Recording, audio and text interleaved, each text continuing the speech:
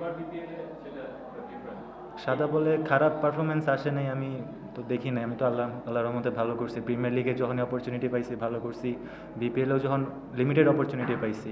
এবার রংপুর রাইডার্স যেহেতু আমার উপর ট্রাস্ট রেখেছে, ওদের ডোমেস্টিক টিমে ভালো খেলেছি, so I am very thankful.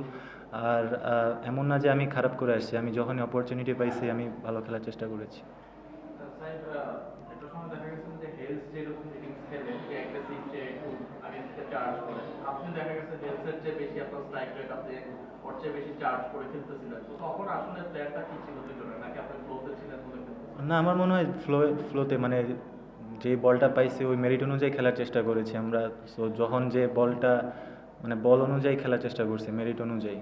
তেমন স্পেসিফিক কিছু ছিল না যে এখন আমি মারবো এখন তুমি মারবা, but according to the merit of the ball খেলার চেষ্টা আর করেছি। সেঞ্চুরি মিস করে আটকে না, কোনো আক্ষেপ নাই, টিম জিতছে আলহামদুলিল্লাহ, ইনশাল্লাহ এরকম খেলার চেষ্টা করব।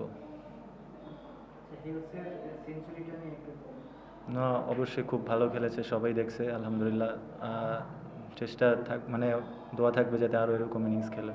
ওর ব্যাটিং এর কোনো অংশ আছে যেটা আপনি আয়ত্ত করতে চান বা ভালো লেগেছে?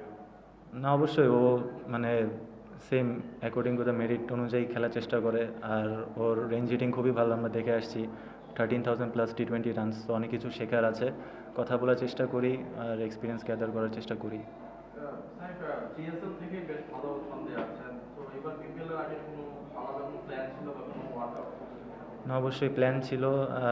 আমি সালাউদ্দিন স্যারের সাথে কাজ করেছি অনেক দিন ধরে, তো স্যার অনেক ব্যাক করেছে, প্লাস টিম ম্যানেজমেন্ট আমাকে অনেক ব্যাক করেছে।